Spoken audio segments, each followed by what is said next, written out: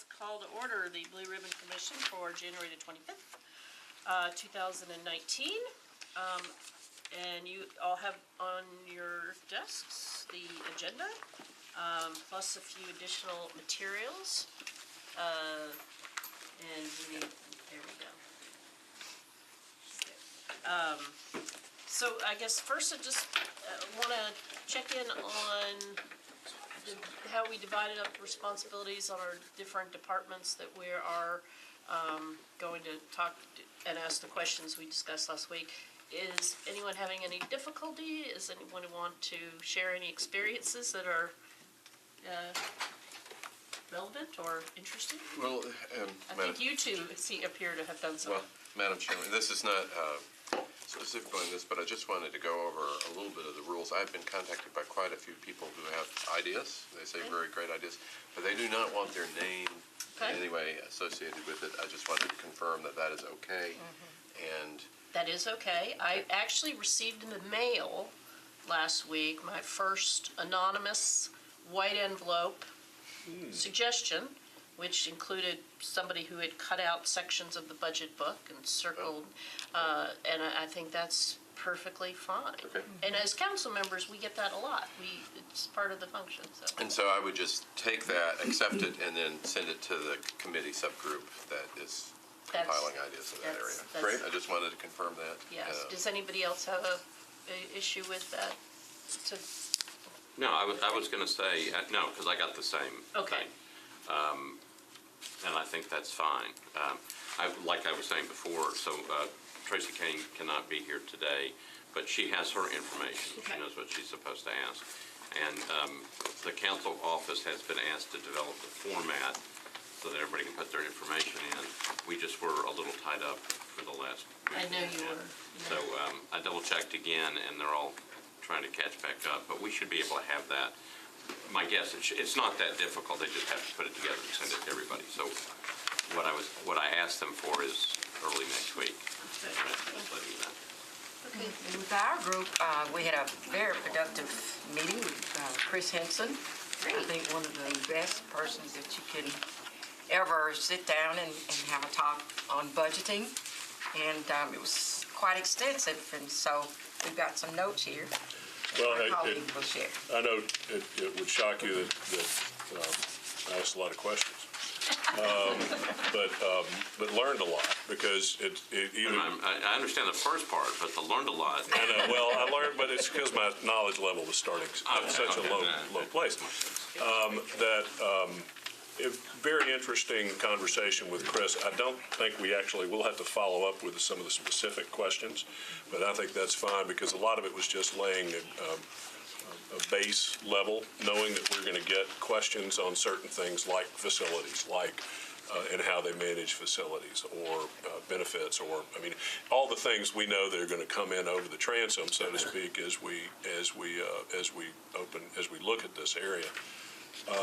Gracie and I then spent a good bit of time talking about that, talking about pay, talking about how the consolidation works, the effects of charters on the school budget, the percentage, relatively low percentage in their estimation of the capital budget that goes to schools. I'm sure that's not a new data item for you on the council. A good base session because, again, as we get these things, there are certain things, obviously, that legal or the finance team here can answer, but there may be other things that we'll need to seek assistance from the school board staff, from Chris and people on the school staff to help us sort out and provide the rational the answers as to whether this is feasible, whether it's not, what it would cost if we decide it needs to be brought forward to the school board in this case.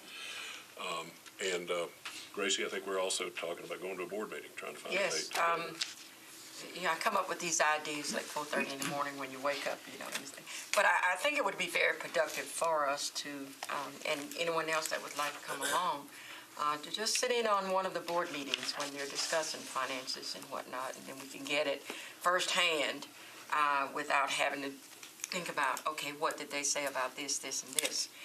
And I find the office is so accommodating, and that makes our job much, much easier in whatever data we're trying to collect. So Chris Henson has been one that's been very supportive in all of this.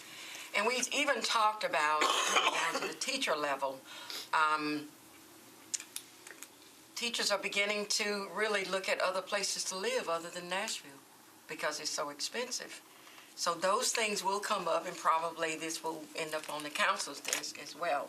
But those are some things that's all in the mix. If they're not here, they're not paying tax dollars here. So they're that's not in the something we need to think about. And the community, you're right. And so if teachers transfer, it means that students will transfer, because those teachers with children will definitely take their children with them. And that's something that, we may not want to think about right now, but as something in the future. And then, again, it is now.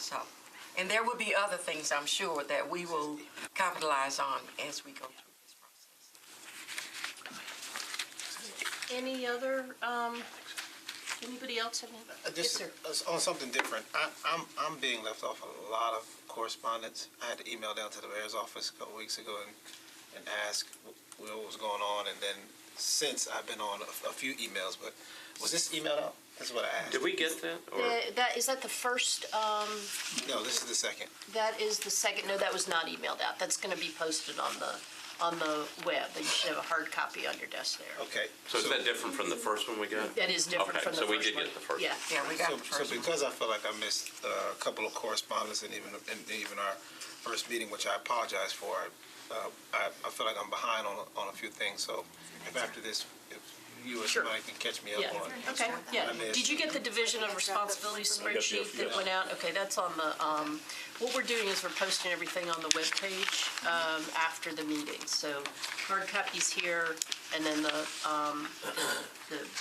electronic versions go up on the website, so. Do you have one for me? For the, The handout that's on the desk? yeah. I had actually some over there too. Oh. Are there any left? No. I was told the council office wouldn't make copies, so I sneaked into my husband's office and I got a little eye roll on. I made as many as I could get away with. If you could, if you need copies, if you'll give them to either Councilmember Cooper or myself, You'll take care or of it. Councilmember Yeah, I can make my own copies. Jonathan Hall is here. Just if you can get it to one of us, Okay. we can get I know the they're copies. busy. I Yes. know they're very busy. Yes. We'll come down and Okay, make so we'll catch up on that. Any other updates, comments, problems that we need to be aware of? Christina? Okay. I have one comment, if I could. Yeah, Margaret. Is anyone, are we taking minutes of the meetings? Because I was looking, I missed the very first meeting. I was Right. not in the office that day, and I was looking to see if there were minutes on the website, and of course I did not see You did not see any. minutes, because nobody took minutes. I don't Can we know not if use the we're, I recording? thought we had someone that, perhaps we just need a One of link the to ladies that was here recordings last on the commission's website area. Can we do that? Is that okay as far as minutes go? It's more helpful than not having anything. Okay. I'll do minutes. Can I do minutes? I'm the chairman. Can I do minutes? I was going to nominate somebody. Okay, nominate somebody, Jim. Who come? Gracie. No. Gracie should be the secretary. Well, we need somebody who can come to each What a meeting. mail secretary. Well, no, I'm just looking because It's not typed. I trust Gracie. well, Oh, good question. or to my friend. I will take the minutes at this meeting. Okay. I'm a principal, Why not a don't we, secretary. why don't we rotate? Okay. I just knew Gracie would do a good job, but. All right, well, you take, you, I'll help you. How about that? okay. We'll work together. We'll All right, take, that sounds like a we'll plan. take minutes. That's something that needs to be updated for the 21st century. But, Yeah. okay, any other issues from the public or otherwise? Yes. I was on the website and did not see any of the materials from the last meeting on the website. When were you on the website? Yesterday, Okay. last night. This morning. Really? Yes. This was on there. Yeah, just that Just this, sheet but not any with of the the other agenda. materials. Okay, I sent that in on Friday, and I had correspondence on Tuesday about it. I will look into that. I apologize. So that's why I'm Okay. saying, to her point, the materials weren't on the, Okay, I'll look into that. I mailed them in on Friday, and I got, had a conversation about it on Tuesday, so. okay, so now you're saying that today's materials should be on the, No, today's material, no, that's last week's materials went up last week, or were sent in last week. Well- This week's materials are prepared for this meeting, and then will be sent in, and electronic versions will be posted on the website today or tomorrow. well, okay, well, let's see, because, That, I will work on that, I Okay. promise. thank you. Can I ask one more question regarding the department inquiries? Because I was just looking back over the list. Is something we should also be looking for, because I don't think it's on there, is the idea of looking at comparable cities when we, so, Great segue. Is a great segue to what I'm about to say. okay, then I'll be quiet. Schools may be not the right one, but it can be, because the question is how much money goes to each student, how much money goes into the classrooms, that type of thing. But one of the things that I tend to look at when it comes to budget time is trying to find a comparable city with comparable budget numbers to go, How are they doing things? yeah, are we spending way too much in this area compared to a city? Are we way below? Where are we? So that was just my question. Well, and certainly within schools, one of the things I've been interested in for years is how much metro government pays to maintain and run its facilities, our buildings. Our per square foot cost is in the $3 range, $3.50. And how does schools compare to that? Are they running their buildings as efficiently as we are, which I know we are doing, as a way in which to save costs? So that's a great segue, Jim, into, I invited Mark Swan, who is the Metropolitan Government's internal auditor, to talk a little bit about performance audits and just a brief history here. And I'm using performance audit in this context. Mark will tell you that a performance audit is any audit that isn't specifically about finances. But when I'm talking about a performance audit, I'm talking about an audit that's designed to look at how a particular function or department of the government can operate better, more efficiently. And those audits frequently benchmark against other cities. And we have, certainly throughout the early aughts, we did a lot of performance audits, which you can find on the internal audit archive page.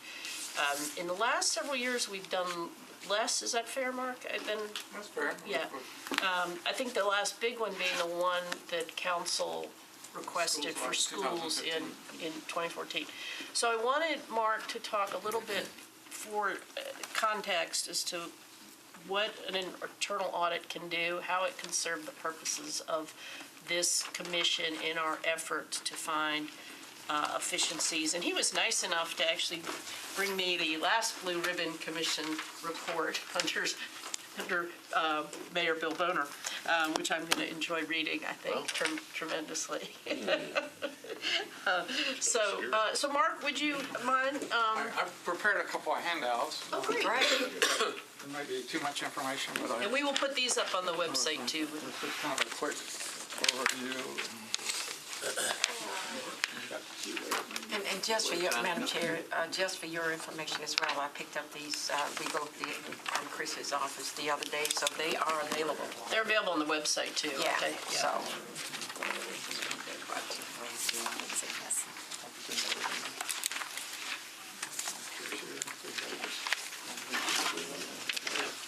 All right, I'm Mark Swan, the Metropolitan Auditor. Just to let you know, first was kind of giving an idea of what our office is. We're here to be looking at performance, economy, and skills. But our mission is to be an independent appraisal function. And there's been an audit function at the Metro government since, the best I can tell, since the beginning of the Metro government. So it's probably one of the longest internal audit functions of anywhere in government that I know of outside of federal government. However, in 2006, there was a referendum to the charter to move it out of the finance department and make it an independent function. And that's when the independent Metropolitan Audit Committee was created. And the way that's, and I report to the audit committee.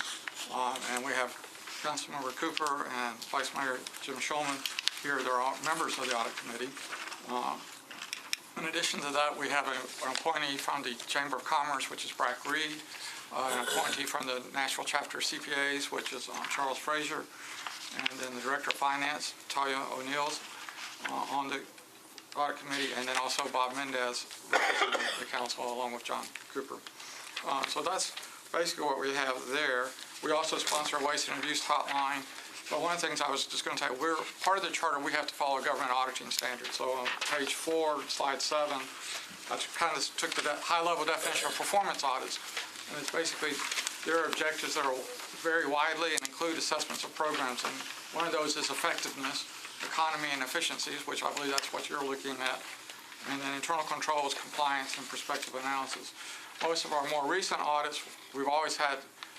Occasionally, we'll have elements of effectiveness and economy and efficiencies, but mainly on internal control and compliance in some of those audits. I tell you, from our past experience in benchmarking Metro processes and services, we usually find that Metro is one of the leaders of the lowest cost with the highest production. That's good to know. So that's what we find out, that we do things on the cheap side, or you could look at it that way, or we're very efficient. Inexpensive. Inexpensive, yes.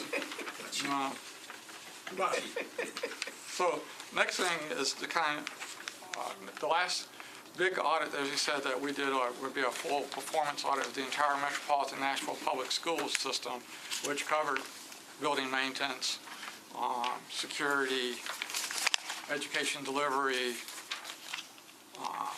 talent acquisition, lots of different areas. It covered about 12 different, I would consider to be like close to 10 audits instead of just one audit. And that cost the government about $550,000.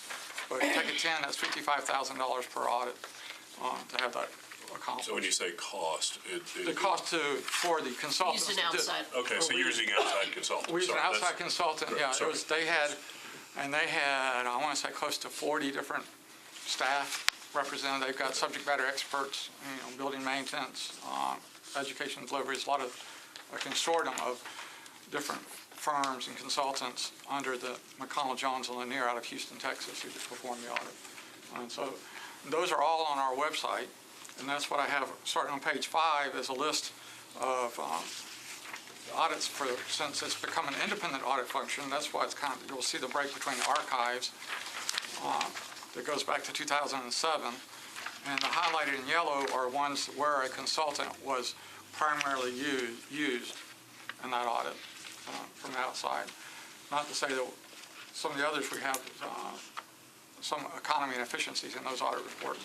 And then And you said the yellow represents where an outside firm was used to do all of the work or a significant portion of the work. When do you decide, what criteria do you use to determine whether you use an outside auditor or you do it internally?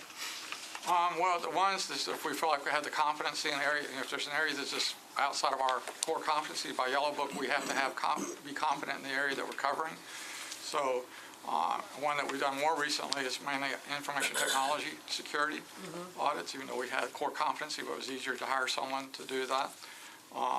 One is like we did the planning department, so we hired a planning specialist to look at the planning practices. Another one, when we did the assessor's office, we hired our experts. They had individuals who protest property taxes all the time out of North Carolina that came in and looked at our process for assessing taxes to see if it was a sound methodology, and they came concluding that we had a very competent assessor staff at that time. And it happens to be right here. Thank you very much. So, I mean, that gives, in other words, I would not be able to make that determination, but it's good to have someone who's outside, who's their job, and I'm saying that when they're protesting other cities, their job is to find ways to knock holes in the assessment process. And so it was good to have, as I was saying, we continuously get, the majority of the time, positive feedback and the times we bring people outside. Are there departments on here that get audited more often than others, or that require annual? We have no required mandated audits. We do audit the more expensive, the audits, the departments and functions that spend more money, we get audited more frequently. I have another chart, I should have had that, but what we'll show you if you go back, there's a list. I have one is kind of our organization. On page 11 kind of gives you, it's a year old, but this is kind of what we've audited in the last 5 years. And the white space means we haven't audited in the last, some of those white spaces we've audited in the last year. So that's kind of the coverage. But then we also have I call it a risk prioritization, which I thought might be helpful for you because, again, this is data. I'm in the process of updating this. We renew our annual plan in February. But it will give you by department function, and it'll tell you like total expenses. That's their operating actual expenditures on the FTEs, the revenues that are collected in fees and collections, their total payroll, total that they're paying out to vendors, grants and other government transfers that they're receiving. So it kind of gives you a nice big picture if you're trying to look at departments. And so the ones that are in red, those are the ones that spend most of the money from the metropolitan government. And so we'll be auditing those areas every 2 or 3 years. Other functions will be 8 to 10 years going through. The check marks, man. The check marks are what was on our audit plan for this, what was recommended to be included on the audit plan a year ago. And then two and three check marks, I'm sorry. That means there'll be multiple audits in that. As he said, how often we audit, so like in that case, if you saw the MMPS General Purpose Fund, there was a recommending to do 3 separate audits in the Metropolitan Nashville Public Schools, which we did. What we actually did, we did their credit cards and their financial matters over their budget, and that's all we accomplished. The other one we wanted to look at was their capital project planning, which hasn't been executed yet. Well, let me ask you a question, because it looks like this is, You're new, Mr. Shulman. well, it was, You get to see this next month. okay, good. So, I mean, like, some of these haven't been audited in a long time, is that right? Yes, right. Okay. Even though they're showing up in red, so emergency communication center. And that's because on our risk prioritization, if you spend more money, the greater risk, because we're looking at, the citizens don't want money to be wasted. Right. So, which I think is your charge. And so where is that going to be more likely is where the most money is being spent, or where the most, if you're saying, are people using time not productive, well, that's going to be more likely to happen where you have more employees. So the higher number of employees you have, we also put a factor on if it's related to the mayor's priorities in the sense of public safety, education. Did we do affordable housing? I don't think this year, but those are some of the areas that we try to help prioritize. We could do a better job. We're trying to look at new ways to do it, more robust. We don't try to say what likelihood is. We're just trying to measure inherent risk over several factors. So that's how we produce our audit plan. And one of the big factors that changes why one's higher than the other in the red is we did an audit recently, so you drop down, and the same group stays in red all the time. It's just where do you fall in that red. And we try to not concentrate. We try to leverage more to the higher risk areas, but we don't want to ignore all the other. Our other goal is over a period of time to make sure we have a presence in every area. And so even like smaller departments, we've had, you hear that audit is deterrence, and it has proven to be true in more than, on at least 2 occasions, where when we just announced the audit, individuals had enough fear that they turned themselves in without us ever doing any audit work. So. I'm glad you mentioned grants, because a department could be smaller than another. But if a high percentage of their budget is grants, there's going to be... I can tell you one that we held off for a long time was the soil and water conservation. Which it gets like a $100,000 budget, but they manage $4 million a year in grants. So it's kind of like you got one person managing $4 million, it's all of a sudden it's a higher risk than what, even though it's not, they're getting, I don't believe they get grants that pass through the metro government, but they get grants straight from the agriculture. And so, but still, the risk being if our employee mismanaged those grants, who's going to start being blamed reputational risk and stuff like that. But first fact, we just did that. It took us about 8 years to get there because we said, hey, less than $100,000. So that's, at that time, the lowest budget of any department. Yeah.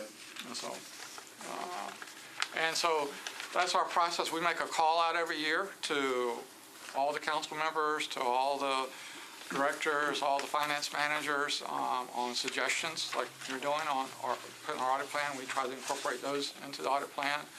And that's what we do. I don't know if you have any questions. I just wanted to ask, I'm looking here at your dates for MMPS 12/14/2016. So you're up this year, you will do this again? On which page are you on? Page 13. Okay.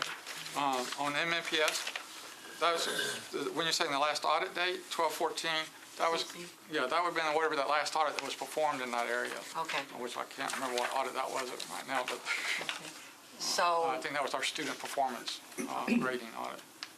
When we had the allegations of grade fixing, so then we looked at the student Yeah. performance system and the integrity behind that. thank you. So, thank you, Gracie.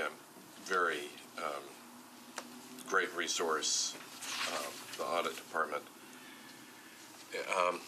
Just a couple of basic kind of numbers. So the number of auditable entities in Metro, I always heard was between 110 and 120. Is that about right? Sort of separate revenue. I would say it's less than that. This is what we try to put on here at a high level. Okay. And there's about 65, I think, usually comes around, like department, then you get into the trust funds and pension plan and all that. But when you say 65, well, one is the schools, that's $1 billion. And so they're all different sizes. Well, and then in kind of a philosophical thing, you're an independent group that is also tasked with doing performance audits. Yes, sir. And performance audits, how many really have you been doing that are specifically not financial audits, but performance audits? By the definition of Yellow Book, every audit that we've done has been a performance audit. But which is why I started the Let's go back. conversation with when I Let's go say back to performance slide, audit. on page 4 of your handout, the slide number 7 at the top, that's the definition of a performance audit Performance under audit. government auditing standards. And we have elements of efficiency and economy, and we don't always do it, but we have. And I will tell you, when we haven't got a lot of great reception when we have, so it's kind of like we argue when we did the medical examiner's office. When the medical examiner's office, based on surveys that have been done, when you talk about benchmarking, and been benchmarked, we paid 3 times what the state average is, twice the national average. And so we suggested, what we concluded, that potentially we're spending anywhere from $500,000 to $1 million more than what we need to for the medical examiner's contract, but it's a sole source, they're the only ones who bid. So our recommendation was either try to renegotiate, or at least the contract is up right now. They said, we'll wait till we renegotiate, but we figured we should at least be doing some cost analysis, saying we'd be threatened to bring it in-house to at least get a better price. Because Knox County did that back several years ago. Well, such marvelous work, but you are an independent group at the end of the process that's called in usually when there's trouble. We've seen that, we do Often. that often. A lot of our time, resource time is used that way, yes, sir. As opposed to performance audits being a management tool sort of on the front end, which is a little bit different and not really how we're organized. But to that end, all these benchmarks and metrics that might be useful as a flag for trouble. Right. Again, it's so great to have the Chief Strategy Officer here. You do wonder if embedding those metrics into the budget process would be a useful idea. And I would tell you, though, it is harder now benchmarking than it used to be, because people got overwhelmed off all these requests. So it's harder to get people to give you the feedback Right. when you go out trying. It used to be, when it was kind of But a new trend, people cooperated, but now, so they're looking more to the clearinghouses in to get that effect, kind of information. instead of years later waiting to go, wow, how much did you spend? How many bodies did you examine? What was the cost per body? That seems high. To on the front end, at the next budget request, just review for the last year, going, how many bodies did you examine? what was the cost per body? No, I think, most of the groups, I would say there's a professional association that does benchmarking in whatever area that they're doing. Like, there's an internal auditor association we benchmark against. There's, the ICMA has a giant benchmarking Be tool that's available. possible with your resources to come up with some of these benchmark metrics that might be useful going forward as part of the general budgeting process? So that if you were doing the body, the autopsy function, that you would know on the front end that we're going to need also to count for how many bodies that we examined, and then what is our total budget and what was the cost per body. I think it's a good idea. On One the of the things front we're looking at now, using our consulting or outsourcing budget, is to come up with a better risk assessment process. And we have a contract with EY, and they've got a pretty robust process to help us be more targeted. But that same process, going through that process, that could be something they could be looking at to gather. And so to shift the performance audit process not to the tail end when there's trouble conducted by your ABLE group later, but to the front end as a management tool. That's proactive is what we hope to be. Right, good word. Difference between a performance audit and KPIs, key performance indicators? I mean, Well, we've had the Results Matter. It was a big program. It's kind of, Brian can speak more to that. It's kind of it was big in the metro government. Everybody was focused on it. There was a group, the accountability group, that went through to verify the performance measures that you were truthful. I was there when it got killed. But it may be, and I've heard different reasons why it wasn't taking in vote. I know sometimes they had a whole string of them, and sometimes it's better let management decide what they need to manage their office, but then you have two, at the most, maybe three, for a particular department to report entity-wide. And sometimes when you have so many, and then you had people questioning that wasn't a good performance measure outside, saying you chose the wrong thing, I think that kind of got the disdain of some people, department management, and it's kind of fall backwards. That can happen, but I increasingly feel that various departments on their own are sort of doing this, because Public Works, for example, now is very careful to report the amount of tons of waste that have been picked up. It's still there, it's just not as focused as it used to be. It was and this is actually going to be the subject of either the next meeting or the one after, and I've got to talk to Keith Durbin because I want IT to come in here and talk about how data can inform the budgeting process. But the short history is that we had performance budgeting. We were a model to the industry. Until 2008. I'd say right when I came in was when we it started going down. We were actually a model. Yeah, we were used as, when we talk about benchmarking, people said, go to Nashville and see how they did it. Hired somebody from Austin to design it. That's right, and it was the Results Matter, to be quite candid, was met with derision from a lot of department heads, and unfortunately, it wasn't allowed to live long enough for data to accumulate and information to accumulate, so that then it could be more robust and more effective. It just didn't get enough time.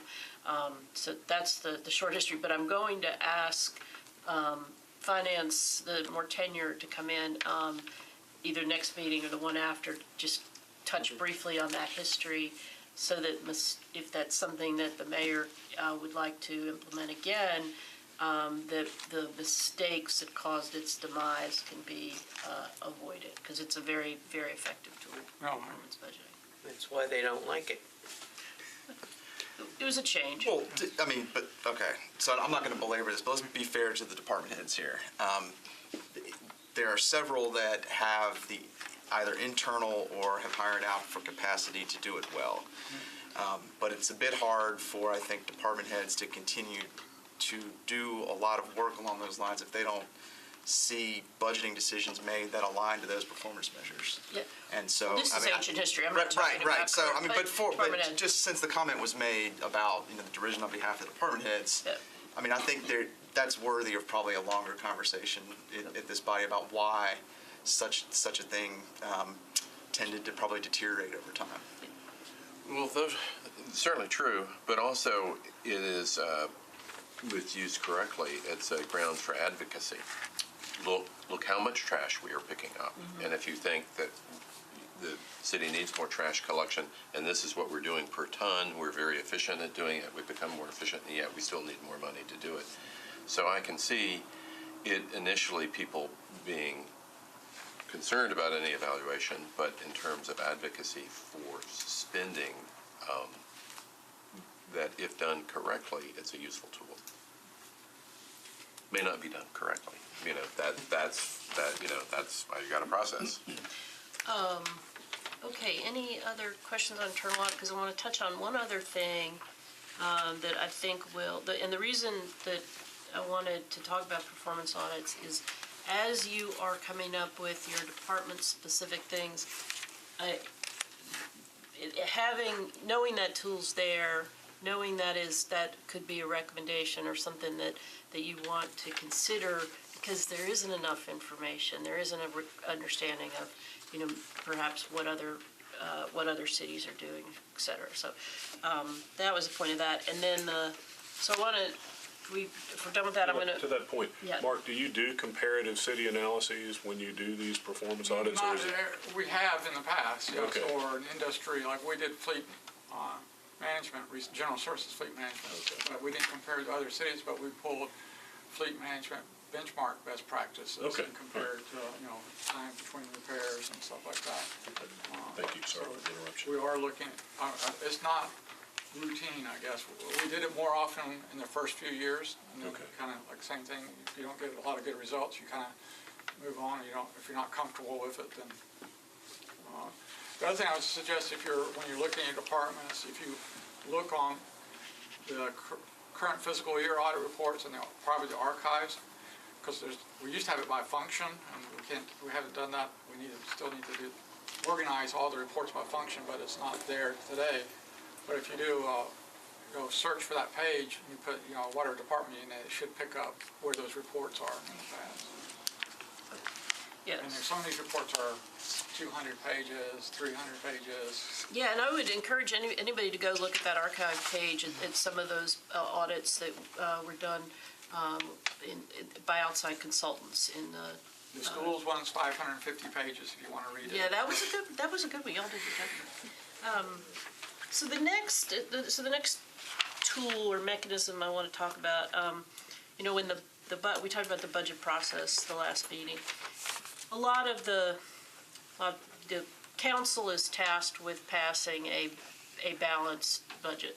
Revenues meet expenditures, which is always a challenge, even in the best of circumstances. And one of the things that, once that budget is passed, the job of the finance department and the management of the government is to try and stay within those boundaries that are set by the ordinance. But year in and year out, they actually tend to exceed and excel. In other words, expenditures are less than anticipated. Revenues are higher than anticipated. And so there are some, and particularly when it comes to expenditures, there are some techniques that the finance department has to meet those, to meet and control the spending. And so I asked Dan to talk a little bit about how you manage that, how you communicate with the department heads to stay within those budgets and actually even spend money that the council approves each year. Okay. And, let me just, I put on your desk, this is a history of budget versus actual from the CAPRA. And you can, actually see where, for example, 2018 budgeted expenditures, $984 million, whereas the actual came in at $953 million. So that's a variance of $20 million, really just through good management by the executive branch. So, Sam, would you like to expound on that at all? If I may, I'd like to speak about this from the perspective of the departments, which Okay. is where I spent most of my career. Most metro departments, and I think the same is probably true with state government, federal government also, 70 to 80% of their budget is salary and benefits. I think So- water's the only exception If in they have a Metro. lot of capital Yep. projects and things like that, it might be different. But, there's some departments that 80% of their salary is, of their budget is salary and benefits. So whenever it comes to looking at cost savings or budget cuts or whatever, that's the first place you go to look, because that's where the big money is. Years ago, and we'll go back into history here, we could budget what was called vacancy turnover in our budget. There was a number that we put in our budget where we anticipated how much vacancy would occur within the department. And so you might have, if all your positions were filled, you might have $10 million in salary and benefits. But with the vacancy turnover, you could fund those same positions with $9.5 million. Well, there's some risk with that. If you maybe people don't leave as quickly as they have been. The economy gets tough, and people are sticking around and holding on to their jobs, and a couple of positions get filled at a higher level than what was anticipated. You can go over budget that way. So that was stopped I don't remember the year, but it was quite a few years ago, and we were essentially required to fund all positions within the budget assuming they were going to be full the entire year. So we had some areas in the health department, such as animal control. They were never all their positions filled. Mm-hmm. And if you had them filled today, they'd be, by Monday, you would not, because there's just high turnover. And so we did it that way for quite a few years, and then we'd have to kind of keep an eye on how much we had for vacancy turnover. Now, with the health department, let's say, we knew that if you had $10 million budgeted for salary and benefits, even under the best circumstances, you could probably only spend 9.6. You're going to leave $400,000 on the table, even if you did all you could to keep your positions filled. And so I think, there are provisions in the charter for impoundments and things. That's not what this is. This is not impoundment of funds. It's basically taking a look at departmental budgets and looking for savings that might accrue without impacting services and the operations of the department. So, a department with 500 people is going to have probably 20 positions vacant at any given time. It may take 4 to 6 weeks, even under good circumstances. Someone gives 2 weeks' notice, wait for them to get off the payroll, get the position set up. And so unless a lot of positions are filled at a higher level than what they currently are, you're not going to have to worry about going over on salaries and benefits. And the normal progression would be you hire someone in probably at a little lower level when there's turnover. So most of those savings that show up in, I think, probably every department are in positions, salaries and benefits, and would occur even if you did everything possible to keep your positions filled. So it's And that money accrues to the fund balances? Yes, it does. Yeah, okay. Yeah, That's how we it doesn't build. carry over at the end of the year. So, and it's not a number that's just dropped on a department and said, we've got to have $600,000. There are budget analysts for each department, and they work with the budget staff in the department. And look at, and usually you hear the number closer after the second quarter, toward the end of the second quarter, you hear what you're, and that's, the budget analysts are looking at their department's budgets every month and working with the departments to identify areas where savings would probably occur naturally. Okay. And then making an effort to leave the money on the table. So I've seen it. Back to the fund balance. At the end of my career, when I was a budget officer, I got to see it from the other side of the curtain. And you know, they do make a genuine effort to work with the departments to identify areas that are savings. Under what circumstances have you seen, they don't call it this at the state level, Over appropriation. but what do we call them, impoundments at the local level? What do you call? We do impoundment. You do impoundments? What do we call it at the local level? Well, there's a charter provision Right. to do that, but that's not what this is. Okay. That is a situation where the finance director would, you know, look at revenues and say, there's no way we're going to make this, Okay. and our expenses are on track and our revenues are low, and the finance director can recommend to the mayor to actually do an impoundment. But that's And mid-year is what you're talking about, as opposed to part of the budgetary process. right. So, but you're doing budget instructions here soon, right? Aren't they? When are they? They went out. Did they have a reduction in, or what did they have? 2%? Did they ask? What did they ask? I don't Had any scenarios in it this time? think Okay. so. Because normally that's where you would ask for a, It said you know, don't ask for 2%. anything new. You submit a budget with a 2% reduction. The state government just did That's why, that. yeah, that's why we do that. did Yeah, that. they basically said, don't ask for anything unless you got a legal mandate for it or Okay. something. So, like but that. essentially status quo in terms of what they had. I mean, I don't want to put words in. No, that's fine, Tanya's mouth. but That's it'd be good, can we basically get what the it budget was. instruction letter just sent out? Because Yeah, that would be helpful to just see. I have a copy of the budget instruction letter, which does include suggestions to the Blue Ribbon Oh, okay. Commission Okay, great. as well. And I'll get that sent to you. But yeah, we did set-asides at that point where we would actually, you know, if the budget as recommended would reduce, and we would reduce, the money would not flow to the agency at that point, right?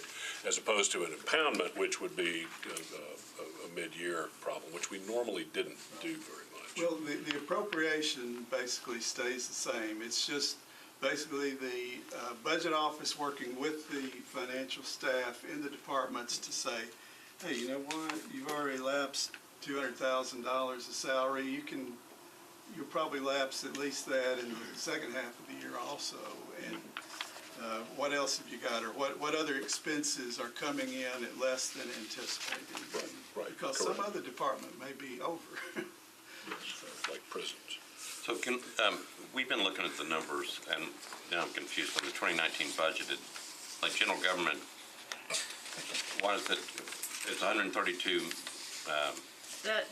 Okay, in the budget ordinance has in general government a lot of stuff that gets moved around by the finance department, like pensions and benefits and whatever, that when the government is audited, have already been moved. So it's a little bit of, somebody once called me, it's comparing the two, are like comparing tangerines and oranges.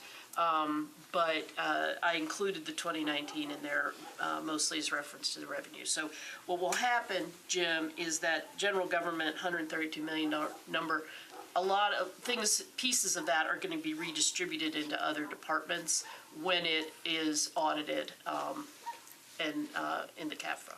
Large miscellaneous category. It is a large miscellaneous category.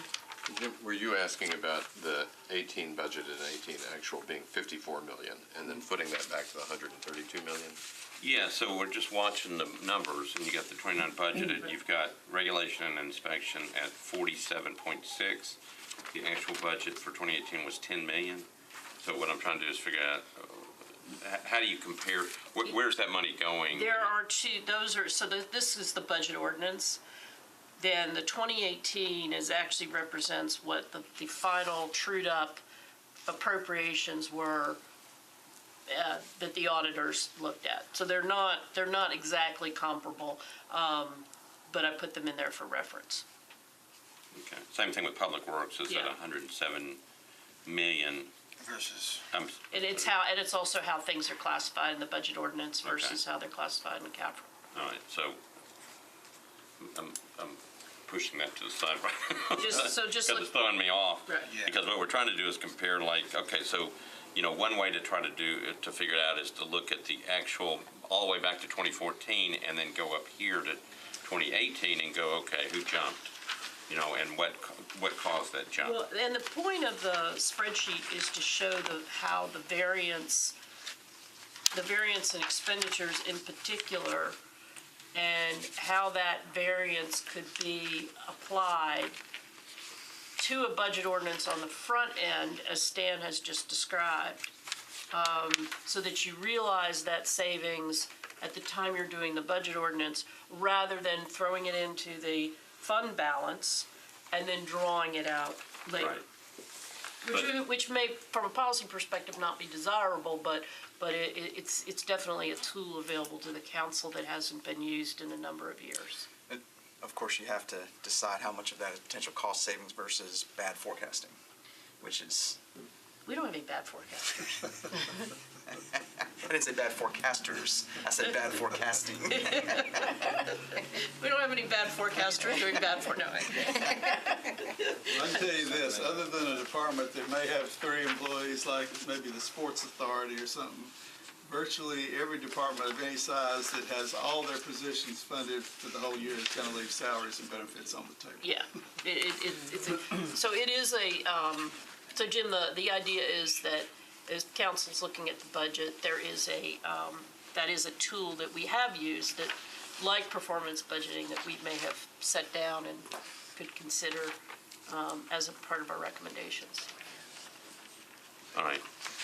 We're looking at numbers and we're looking at the actual from 2014, the actual expenditures for 2014 as compared to the actual expenditures for 2018. Yeah. And we're seeing expenditures went up by 166 million. Total? Well, that's, approximately 166 million total. Because the way you read this chart, I think, is you tear it apart, right? Yeah. You break it, you take the staple off, and then you compare it across the board. So actual expenditures, if these numbers are accurate, which I took them out of the CAFRA. Are these adjusted for inflation? No, I just took them out of the CAFRA. All right, so you're looking at 787 million actual expenditures in 2014, and then in 2018, actual expenditures increased by about 166 million. Seems about right. So what you're trying to do is figure out, okay, where were those jumps, what were they necessary for, that type of thing. Yeah, well, the point and the reason of Stan is really to talk a little bit, to just make everybody understand that when the council appropriates $50 million for a department, the chances of the department spending that $50 million, all of it, are low. And there is a tool that can be considered, and I think we had a name for it. Targeted savings. Was it targeted savings or budgeted savings? It was reversionary targeted savings. It was reversionary targeted savings, where you can realize this up front. Again, this may not be desirable from a policy perspective, but it is a tool, because the difference between what we appropriate and what the council appropriates and what we actually spend, there's actually, and will probably always be, a gap, because government is basically people, and people don't always stay. They go places. And also, we must think in terms of people moving in to the city of Nashville. Yeah. So, that's all I had for the day. Is that typical growth, though? $40 million a year? Yes. Yeah. But on a percentage basis, 2.2 billion, yeah. yeah, it's not. That actually, I would say if we look at most of our budget growth on a department by department basis, and we had some slides at the last meeting that showed it isn't big. I mean, it's a very lean budget in terms of year-over-year growth. I don't know if I ever thought out here $40 million is lean. Pretty big operation here. Well, and you've got obviously growth, more revenue, more sales tax, whatever coming in. Right. So I get that. I guess the question is for purposes of what we're trying to do on this commission, we're trying to find savings, and particularly then you're looking to try to figure out when that money is coming in, where is it going? And then it gets back to the efficiency part. Is it being used efficiently all across the board, which makes it harder to find extra money? Or, I guess we gotta determine if 41 million is lean enough. Well, I think that's when you talk to department heads, that is what you're going to probably hear more of. And which is why the revenue committee is going to be meeting right after this to talk. And the revenue committee volunteered last meeting. So if you weren't here and you want to volunteer, please stick around. But we talk a little bit about where that revenue can come from, because I think certainly from when you look at the growth rate for certain departments, and I'm thinking here of Public Works and Codes, you've got some really, really flat curves in terms of growth over the last 5-6 years. And just for the viewing audience, and I guess anybody here doesn't know about them, the Finance Department every month publishes something called the Budget Accountability Report. A little-known document, but a very important one that comes out. There's about a 6-week lag. No, it's monthly. Well, there's now the quarterly one. Right. So the monthly posts are on the finance website. There's about a 6-week lag before they come out. What's it called? And it's the Budget Accountability Report, and they're linked on the Finance Department website. They go back about 10 years, and you can, it's interesting actually. You can go back and do comparisons for every department as long as you remember to adjust for inflation. All the detail is there for people who have questions about this. Yeah, it's a very, very valuable report, I think.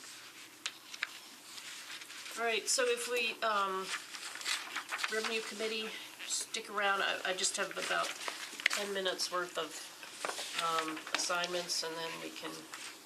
I can't remember who's on the revenue. Okay, so it's you, Oh. Tracy, Dave, me, and John. Who's the last one? John Cooper.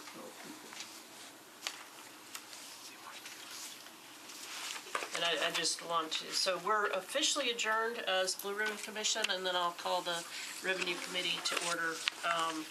And anybody who needs to get on to other things, do that. And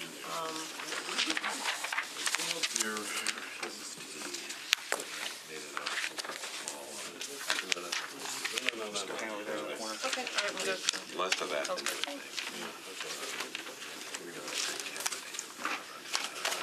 And everybody's welcome to stay. Maybe that's There you go. Would we increase productivity? That's right. The minutes a couple, was it last time we met? Yeah, I think so. Or you travel. Why can't you just Done much actually. I feel like I'm missing something when I'm having. No, see, that's why. Of course, the state. Because I'm missing. We gotta find that.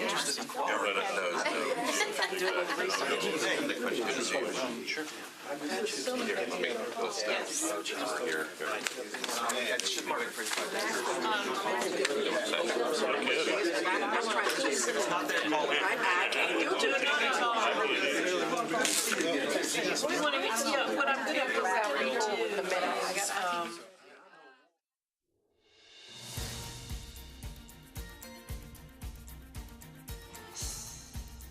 This has been a service of the Metro Nashville Network.